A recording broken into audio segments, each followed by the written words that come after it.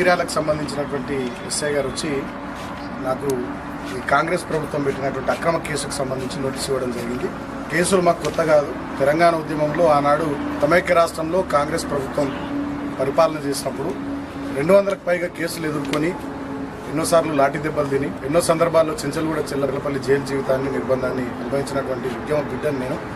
ఇవాళ మళ్ళీ తెలంగాణలో కాంగ్రెస్ ప్రభుత్వం పరిపాలన కొనసాగుతున్నటువంటి తరుణంలో వాళ్ళు అక్రమంగా ఇష్టం వచ్చినట్టుగా కేసులు పెడతా ఉన్నారు.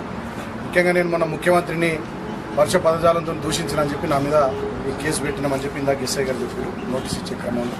నేను ఒకటే మాట్లాడుతూ ఉన్నా, మరి ఈ ముఖ్యమంత్రి ఆయన స్థాయిని మర్చి కేసీఆర్ గారిని ఉద్యమ నాయకుడిని రాష్ట్రాన్ని 10 సంవత్సరాలు పరిపాలించిన మాజీ ముఖ్యమంత్రి గారిని పట్టుకొని ఇష్టం వచ్చినట్టుగా విమర్శించినటువంటి తీరును మొత్తం సభ్య సమాజం తెలంగాణ సమాజం అంతా కూడా చూసింది.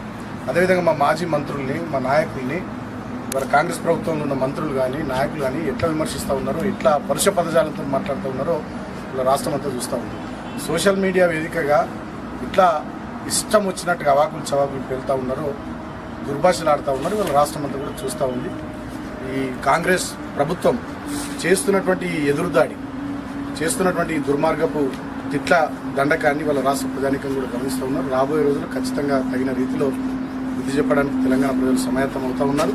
సో ఈ కేసులకు వీటికి మేము భయపడే వాళ్ళం కాదు. ఖచ్చితంగా వీటిని డెఫినెట్గా చట్టపరంగా న్యాయపరంగా ఏ రకంగా ఎదుర్కోవాలో ఆ రకంగా ఎదుర్కొంటాం. ముఖ్యంగా రాష్ట్ర వ్యాప్తంగా కూడా మా టీఆర్ఎస్ పార్టీ శ్రేణుల మీద కార్యకర్తల మీద చేస్తున్నటువంటి దాడులు కానీ వివిధ పోలీస్ స్టేషన్లలో పెడుతున్నటువంటి కేసులు కూడా ఇవాళ విపరీతంగా జరుగుతూ ఉన్నాయి, వెలుగులోకి వస్తూ ఉన్నాయి. ఒక చెన్నూరు అసెంబ్లీ నియోజకవర్గంలోనే నిన్నటి వరకు 28 మంది మా సోషల్ మీడియా పిల్లల మీద విద్యార్థి యువజన నాయకుల మీద అక్రమంగా కేసులు పెట్టడం జరిగింది.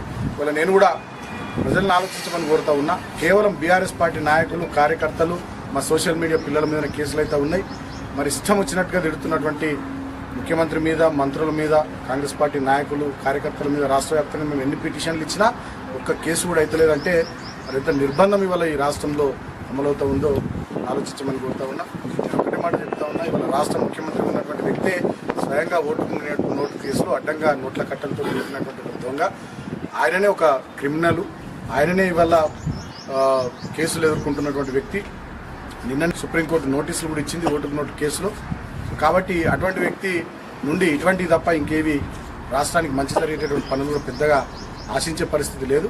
సో ఎన్ని నిర్బంధాలు ప్రయోగించినా ఎన్ని కేసులు పెట్టినా వేటికి భయపడేది లేదు. ఎందుకంటే ఇవాళ మేము బతికే ఉన్నాం, మా నాయకుడు కూడా బతికే ఉన్నాడు. మా కళ్ళ ముందర తెలంగాణ తెచ్చినటువంటి నాయకుడిని పట్టుకొని తెలంగాణ కోసం అహర్నిశలు తప్పించిన నాయకుడిని పట్టుకొని తెలంగాణ నువ్వు గొప్పగా అభివృద్ధి చేసిన నాయకుడిని పట్టుకొని ఇష్టం వచ్చినట్టుగా మాట్లాడితే డెఫినెట్గా చూస్తూ ఊరుకోవడానికి మేము తెలంగాణ ప్రజలు ఎవరు కూడా సిద్ధంగా లేరు.